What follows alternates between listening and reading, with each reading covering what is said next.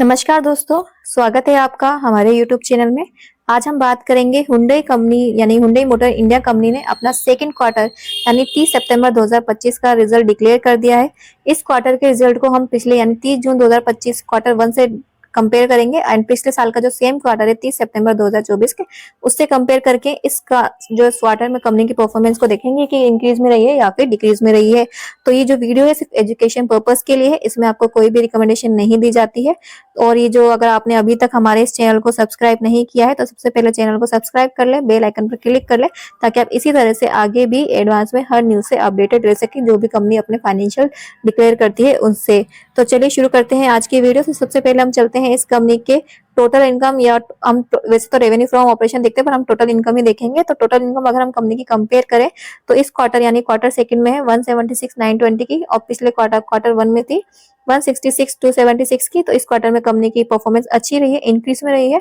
और हम पिछले साल से कंपैरिजन करें तो पिछले साल सेम क्वार्टर में थी 174,526 की और इस क्वार्टर में 176,920 क्योंकि तो इस साल भी जो है कंपनी की परफॉर्मेंस पिछले क्वार्टर से इंक्रीज में रही है। तो ओवरऑल जो कंपनी की दोनों क्वार्टर से कंपैरिजन करने के बाद कंपनी की परफॉर्मेंस इंक्रीज में है। इसके अलावा अगर हम कंपनी की परफॉर्मेंस को कंपेयर करें टोटल एक्सपेंसेस से तो टोटल एक्सपेंसेस जो है इस साल इस क्वार्टर में जो है कंपनी के 155,660 के और पिछले क्वार्टर यानी क्वार्टर वन में जो थे वो थे 147,804 के। तो कंपनी के एक्सपेंसेस थोड़े से इंक्रीज हुए हैं इस क्वार्टर में।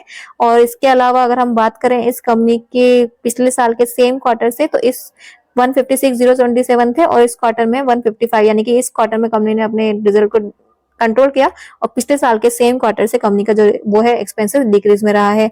इसके अलावा अगर हम बात करें कंपनी के प्रॉफिट की तो कंपनी का जो प्रॉफिट आफ्टर टैक्स है फॉर द पीरियड ईयर वो है इस क्वार्टर में क्वार्टर वन में 15,722 का और पिछले क्वार्टर वन में था 13,692 का। तो ओवरऑल जो कंपनी के नेट प्रॉफिट है वो कंपनी का इंक्रीज में रहा है जो काफी अच्छी पॉजिटिव पॉइंट है कंपनी के रिगार्डिंग। इसके अलावा अगर हम पिछले साल से कंपैरिजन करें सेम क्वार्टर से तो पिछले साल सेम क्वार्टर में था 13,754 का और इस क्वार्टर में इंक्रीज होकर हो चुका है 15,000 के आसपास का। तो वो तो है कंपनी की जो परफॉर्मेंस है इंक्रीज में दिख रही है।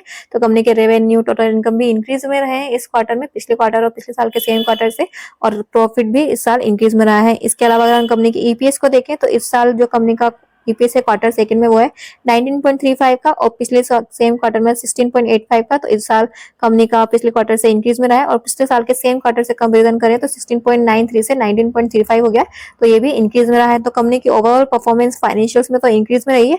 अब एक बार हम कंपनी के कैश फ्लो की भी बात कर लेते हैं कि कंपनी का जो कैश फ्लो है वो इस क्वार्टर में इंक्रीज में है या फिर डिक्रीज में है। तो अगर हम कंपनी के कैश फ्लो को देखें तो हमारे पास जो है डाटा हम उसको कंपेयर करेंगे 30 सितंबर 2025 से 30 सितंबर 2024 के डाटा को। तो चलिए देखते हैं कि कंपनी का कैश इनफ्लो हुआ है या फिर कैश आउटफ्लो हुआ है। तो कंपनी का जो net increase in cash and cash equivalent है वो पिछले क्वार्टर में पिछले साल में था 30 सितंबर 2024 में 33,483 से कंपनी का कैश इनफ्लो था और इस बार सिर्फ 7,252 का रह गया।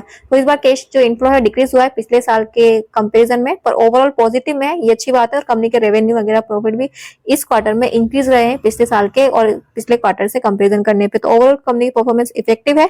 बाकी अभी और भी कंपनी है जो अपने रिजल्ट डिक्लेयर करने वाली है तो उन कंपनियों की मैं जल्दी ही वीडियो लेकर आने वाली हूँ आज और आगे आने वाले टाइम में।